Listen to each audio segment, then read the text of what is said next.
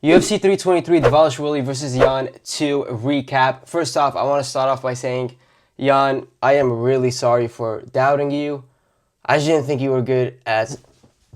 Let's start with the main event. Woo-wee! Dvalishvili versus Jan 2. Oh my god. Let's start with round 1. They both exchange strikes for a good 2 minutes before Peter lands a big right to Merab, which rocks Merab, and then he's like, hell no, I'm not doing this with you. So he changes levels and grabs a hold of Peter and basically holds him for the rest of the round, which honestly, based off the damage, which is what counts most, Peter wins that round. Round 2, crazy takedowns, crazy scrambles. Peter literally gets a takedown and Merab is like, yeah, that's not happening. Immediately scrambles and reverses it to be on top. Yeah, Merab is just a machine, constantly working on the next thing. And I'll give that to Merab because the pressure was nuts on the second round. Round 3 starts off with some striking. Then Peter literally picks up Merab and slams him onto his face. That shit was insane. And Merab, being who he is, immediately gets up and gets on his back, constantly trying to get takedowns. Next, Peter lands an insane leg kick to the body, which literally had Merab screaming in agony. Play the clip, play the clip. Round 4, Peter goes for a takedown and ends up in a good attempted guillotine by Merab, but Peter ends up escaping. Peter lands a massive right that wobbled Merab and it had him circling around the octagon. They were exchanging for a bit, then Peter lands another bomb to the body, which made Merab drop his hands low. I've never seen Merab in so much pain in my life. Obviously, I think Peter won that one as well. Round 5, Merab just can't seem to take Peter down, which results in striking, and obviously Peter is just better in the striking game. Last second, Peter gets a takedown and slams Merab to get the job done. I think he won that as well. Peter ends up winning via unanimous decision, 49 to 46.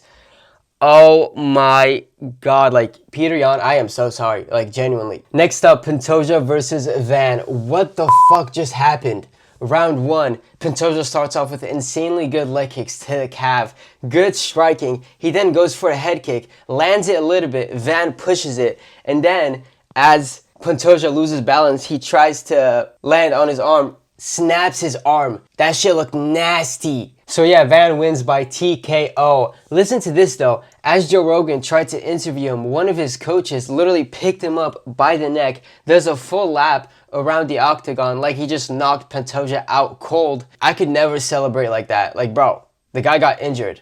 He did not win because he dominated. Relax. You can be happy, but relax. Next up, Moreno versus Taira. Round 1, they exchange striking for a bit, and then Taira goes for a takedown, immediately gets reversed by Moreno, and he ends up on top. He cinches a triangle choke, and then that's pretty much the end of the round. I would give that to Moreno because you tried to do a takedown, it flopped, and the guy had a choke on you. He didn't succeed. Well, obviously, you'd give it to the guy that did something. Round 2, Taira pretty much immediately goes for a takedown, gets it, gets to the back. Moreno trying to scramble, he gets to his stomach, and then Taira, being on his back, just hits him, and then the ref just calls it after a few hits. It was an early stoppage. That should not have happened. Embarrassing. Kick that referee out. Next up, we have Cejudo versus Talbott. I am so disappointed in Henry. I'm gonna keep this short and sweet. Henry, the guy is taller than you, bigger than you. His striking is obviously better than you. Why are you going to stay and strike with him? Why won't you use your wrestling? You're better than him in the ground game. The guy would literally go for a single leg and then let go of it. What are you doing? Do what Habib does. Go for the takedown. Pressure, pressure, pressure. Constantly make him think about it. But nah, Henry wants to trade. But he ends up losing, obviously, 3-0. 30-27. Final fight in the main card, we have Jan versus Guskov. First round, Jan battered Guskov's front calf, and you can see it. There was a trace of redness, bluish. I don't even know. It looked bad. He was better in the striking. Guskov didn't really do much, so I will give that to Jan. Jan obviously won that. Round 2, Guskov gets a huge knockdown early in the fight, lands on top of him, ground and pound, hoping to get the finish. Jan, being as tough as he is, he just held out. He got a few elbows to the face, but he just held out. Guskov won that fight. Some referees had it 10-8. We'll speak on that later. Round 3, Guskov was significantly fatigued, and you can tell he was kind of running away. Jan was still battering the front calf, was getting the better hand in the striking exchanges. Jan dropped Guskov in the last 10 seconds of the round.